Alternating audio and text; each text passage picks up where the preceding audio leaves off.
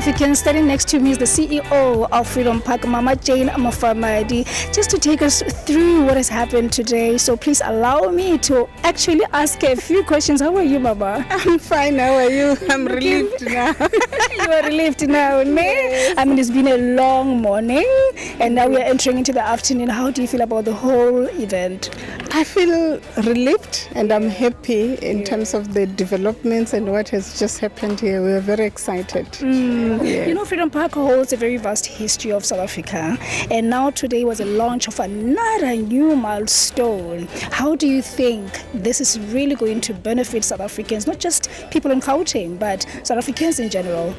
I think all South Africans will benefit from this history because this is a national treasure. Yeah. It is about our identity. It is about our history and heritage. So I urge all South Africans from all walks of life to come here at Freedom Park. In fact, today's exhibition and this launch weaves and ties the nation together with the international community because the leaders that we are honoring today are national, continental, and international. We have Julius Nyerere, KK Kaunda, Robert Mugabe, we have Steve Biko, Robert Sobukwe, Mama Winnie Mandela. We have our kings and queens honored here, King Hintsa, Queen Nandi, Queen Mantatise, even Queen Zoditu from Ethiopia. So it's a broader continental honoring and acknowledgement of those who fought for human rights and equality. Wow. And I hope that even the young people are going to really benefit a lot from this, because probably maybe you already have some programs in place coming next year just to educate them. But because we've just exited G20 right now, and of course there are people that are much more interested coming to our country, I would like you to please look at that camera and share with them that the moment they land in Gauteng, this should be the first destination to be at. I just want to make this plea to all humanity, to all visitors to South Africa. Please do not leave the country before you come to Freedom Park. It is here that you will not only find the South African history and heritage, you will find your own heritage because at Freedom Park we represent humanity. The leaders and the heroes that we honor here comes from all walks of life. They come from the continent Africa, they come from the diaspora, they also come from Europe because there were many anti-apartheid movements. So this is a melting pot of humanity. Wow. Thank you so much, Mama Jane, for talking to us. It's been a long morning. I'm going to allow you to go and have your lunch. Plus, yes, no, you're welcome. We as Africans, we can have an event and not have food. You heard that, but thank you so much, Ma. Thank you. It's always important to talk to some of our important citizens in South Africa, especially when we're attending such events, whereby we need to tap into their minds and just to tell us what do they think about such occasions. How are you, my darling? I'm good, and you? I'm good. Look at the people right there because they're like, hey, why is she looking the other way? Please tell everyone who you are and what you're doing here. My name is Masingita. I'm a media expert, I'm a leadership expert, I'm a social entrepreneur. Yeah. So Masingita, you do a lot of things in the industry. You're a presenter as well. You know, you've been such a lot. But today, what would you say was important for you to attend today's event? So when I connected with Freedom Park, which was 7 years ago, they were building this area, and at the time we were honoring the late Robert Sobukwe. So this became a monument that we were really building the foundation on. And at that time we did it when nobody wanted to talk about the role that Sobukwe played in the struggle. So that's why I was invited to see what we started 7 years ago. And 7 is a number of completion and success. Yes, yes. So tell me, because you know most of the time we always ask this question. You represent a certain community, people with disability, right? How is it important that you guys form part of this?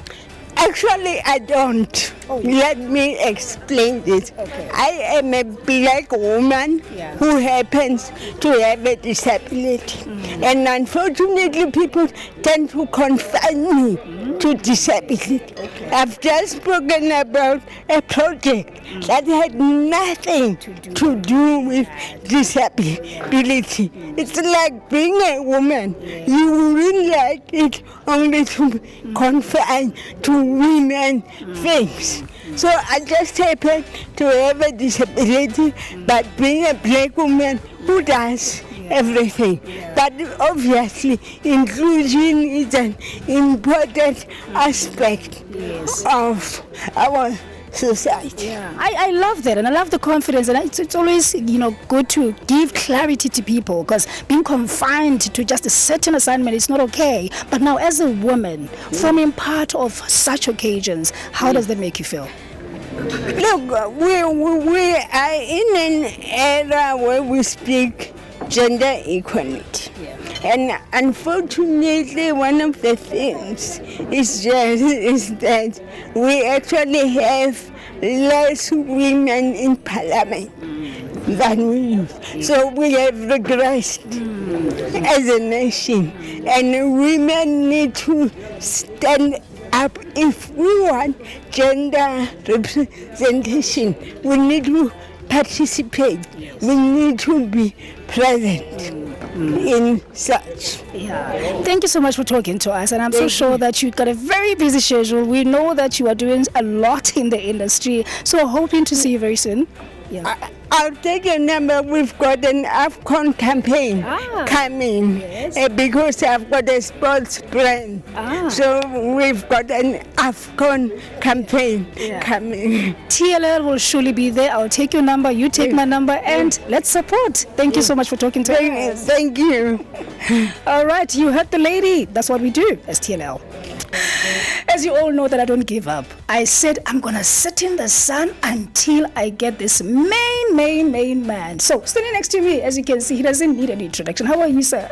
I'm Gayton, McKenzie, Minister of Sport, Arts and Culture. You're going to get me fired. You're going to say, why didn't you introduce the minister?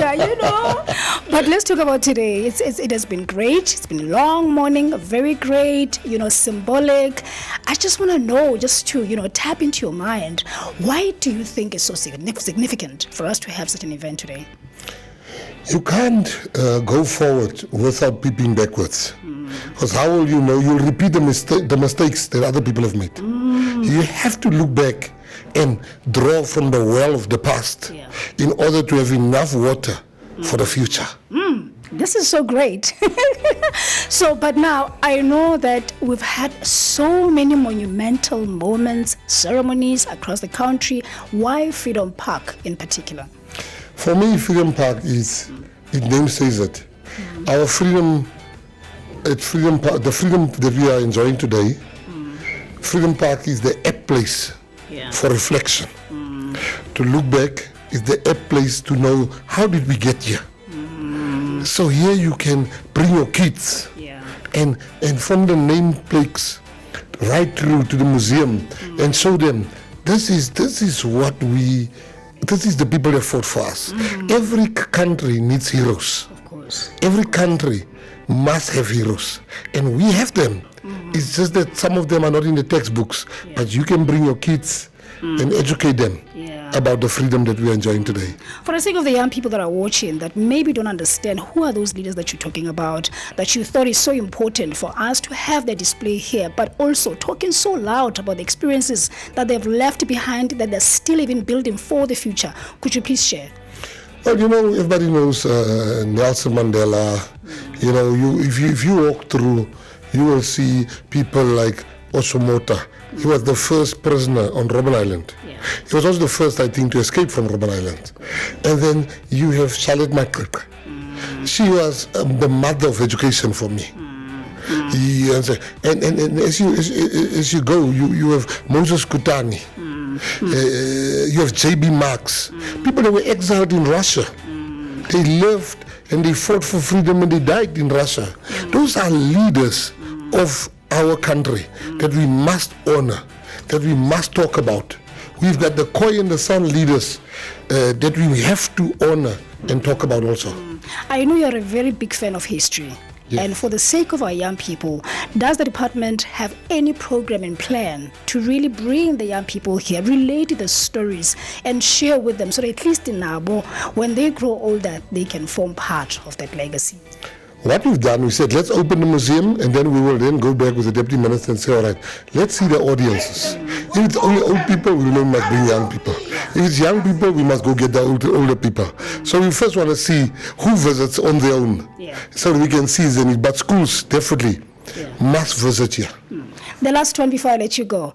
We have seen you on social media before G20 and during G20, trying by all means to market South Africa. And I must say you have done so well. Thank you. So now with this event, I want you to look at the camera and tell all the international guests that are actually planning to come into the country, the first destination to come here and why. Let me tell you firstly why you must come to South Africa. We have the best real estate in the world. South Africa is the best piece of real estate. We've got the best weather.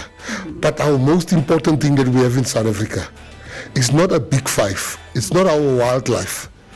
It's not our fauna and flora. The most important thing that we have is our people. The people are warm. The people are hospitable. You have to come to the greatest place in the world. The birth of humankind, and mankind was birthed here in Africa. And I want to say to you, there's no better country than South Africa.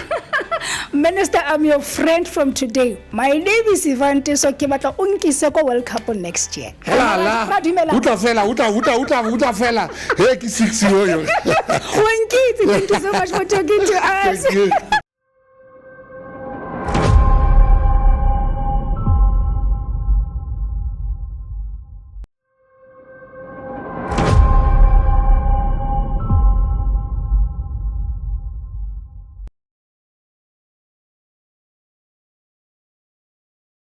Hi everyone, my name is Ivan Tiso and welcome to the front row right here on the Lifestyle League.